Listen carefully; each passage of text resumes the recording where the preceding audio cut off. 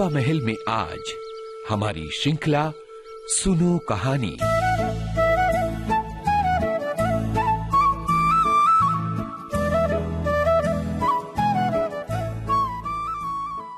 दोस्तों, हवा महल कार्यक्रम में इन दिनों आप सुन रहे हैं श्रृंखला सुनो कहानी, और हम आपको सुनवा रहे हैं गुरुदेव रवींद्रनाथ टैगोर की लिखी कहानियां।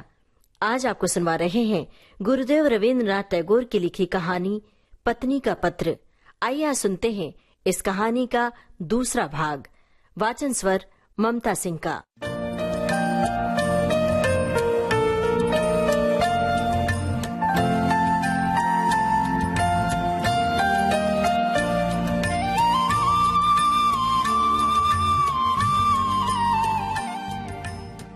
पिछले हफ्ते आपने सुना, मृणाल अपने पति के नाम पत्र लिखती है, जिसमें अपनी अतीत की तमाम कड़वाहटों का जिक्र करती है।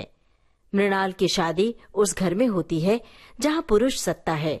स्त्री को दासी या फिर विनम्रता की प्रतिमूर्ति के रूप में देखा जाता है, जहां स्त्री का अपना कोई विचार या अस्तित्व नहीं होता। विधवा मां की मृत्यु के बाद मृणाल की जेठानी की बहन बिंदु अपने चचेरे भाइयों के अत्याचार से तंग आकर मृणाल के घर आ गई। पूरी कहानी मृणाल की ज़बानी है, सुनिए आगे।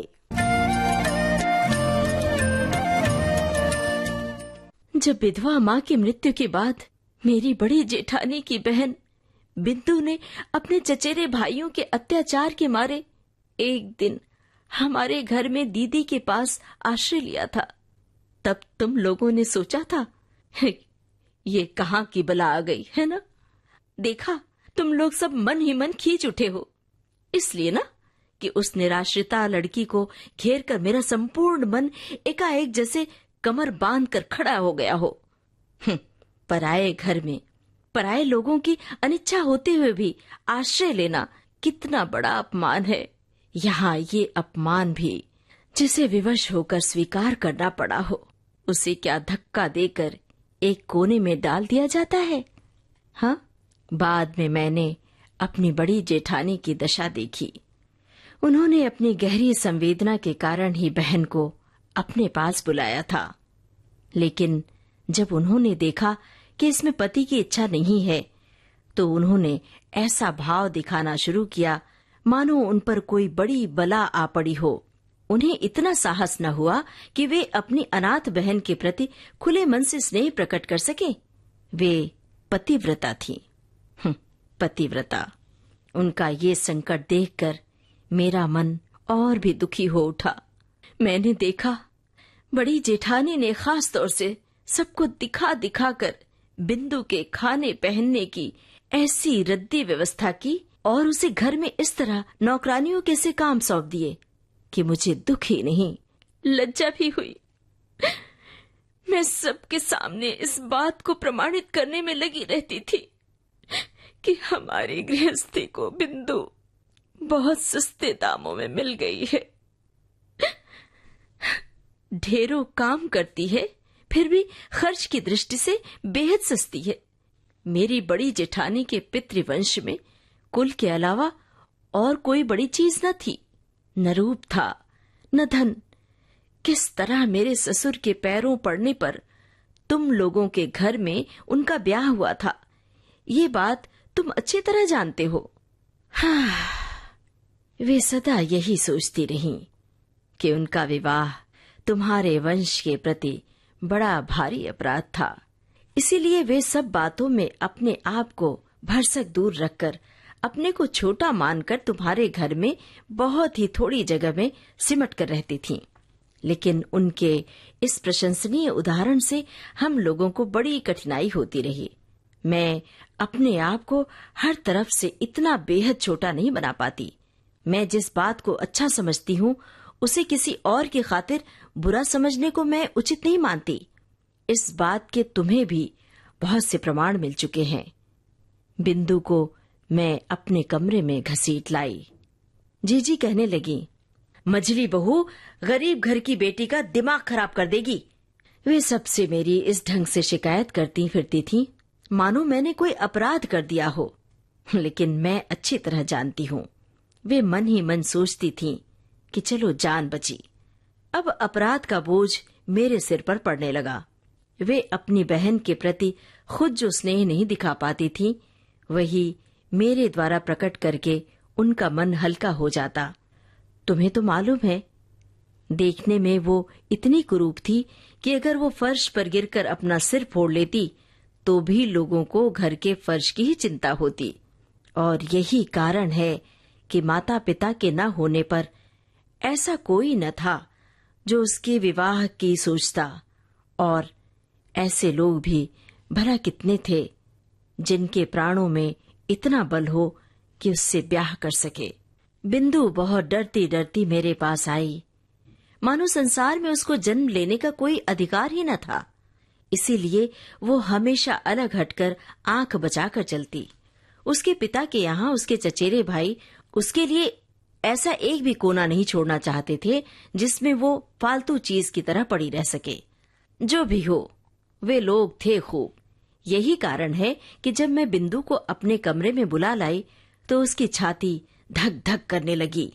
उसका डर देखकर मुझे बड़ा दुख हुआ।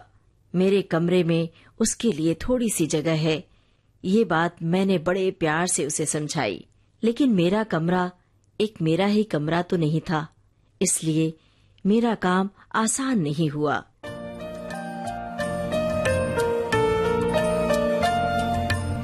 आप सुन रहे हैं कहानी पत्नी का पत्र, लेखक गुरुदेव रवींद्रनाथ टैगोर।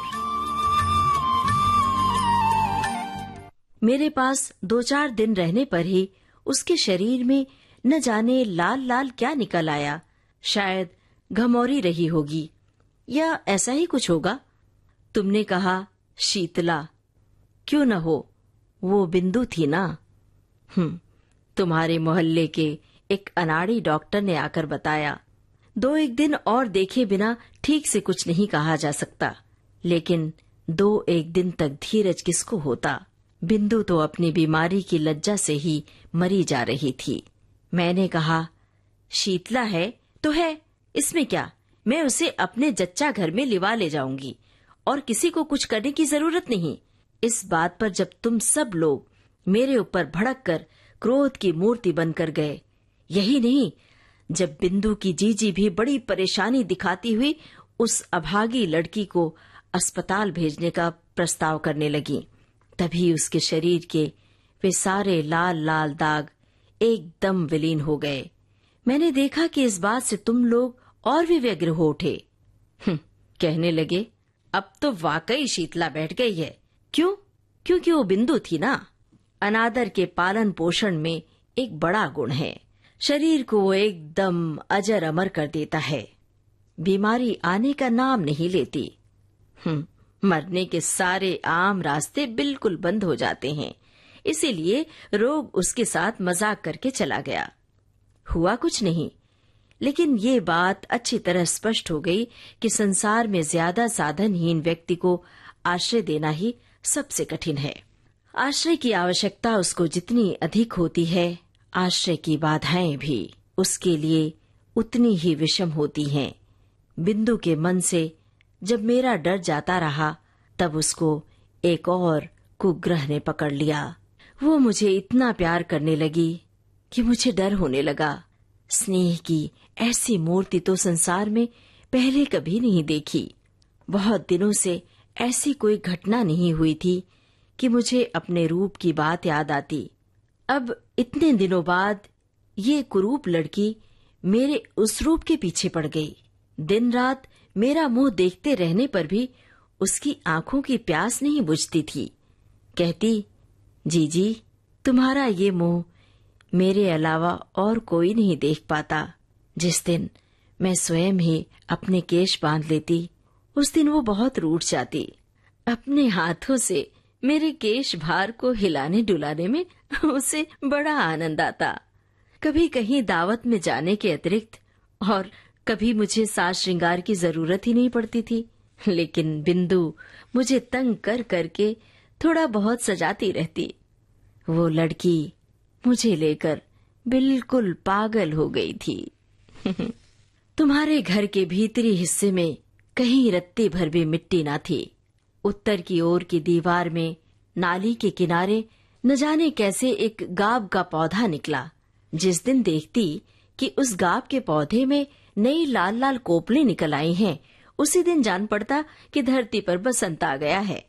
और जिस दिन मेरी घर गृहस्थी में जुटी हुई इस अनाहत लड़की के मन का और छोर किसी तरह रंग उठा, उस दिन मैंने जाना कि हृदय के जगत में भी बसंत की हवा बहती है। बिंदु के स्नेह के दुसह वेग ने मुझे अधीर कर डाला था। मैं मानती हूँ कि मुझे कभी कभी उस पर क्रोध आ जाता, लेकिन उस स्नेह में मैंने अपना एक ऐसा रूप देखा जो जीवन में मैं पहले कभी नहीं देख पाती थी। वही मेरा मुख्य स्वरूप है। इधर मैं बिंदु जैसी लड़की को जो इतना लाड प्यार करती थी, ये बात तुम लोगों को बड़ी ज्यादती लगी। इसे लेकर बराबर खटपट होने लगी। जिस दिन मेरे कमरे से बाजूबंद चोरी हुआ, उस दिन इस बात का आभास देते हुए तुम लोगों को तनिक भी लज्जा न आई कि इस चोरी में किसी न किसी रूप में बिंदु का हाथ है। जब स्वदेशी आंदोलनों में लोगों के घर की तलाशियां होने लगी, तब तुम लोग अनायास ही ये संदेह कर बैठे कि बिंदु पुलिस द्वारा रखी गई स्त्री गुप्तचर है। इसका और कोई प्रमाण न था। प्रमाण बस इतना ही था कि वो बिंदु थी। तुम लोगों के घर की दासियां उनका कोई भी काम करने से इनकार कर देती थी। उनमें से किसी से अपने काम के लिए कहने में वो लड़की भी संकोच के मारे जड़वत हो जाती थी। इन्हीं सब कारणों से उसके लिए मेरा खर्च बढ़ गया। मैंने खास तौर से अलग से एक दासी रख ली। ये बात तुम लोगों को अच्छी नहीं लगी। बिंदु को पहनने के लिए मैं जो कपड़े देती थी, उन्हें देखकर तुम इतने क्रुद्ध हुए कि तुमने मेरे हाथ खर्च के रुपए ही बंद कर दिए।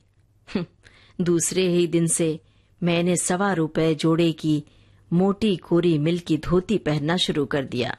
और जब मोती की माँ मेरी जूठी थाली उठाने के लिए आई, तो मैंने उसको मना कर दिया।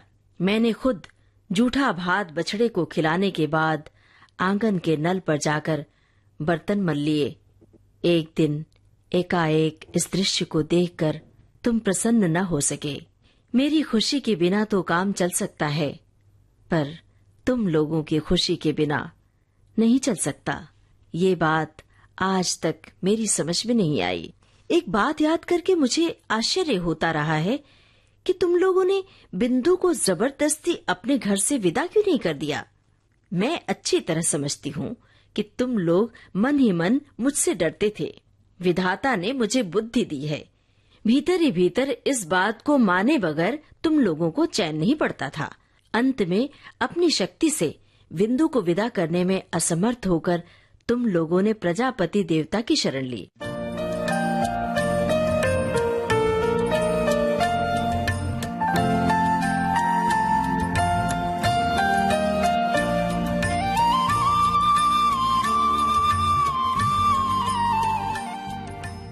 हवा महल कार्यक्रम में इन दिनों आप सुन रहे हैं श्रृंखला सुनो कहानी।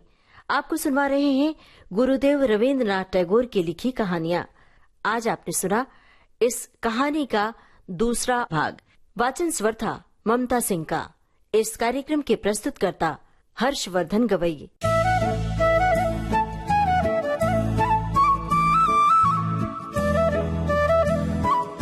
सुनो कहानी।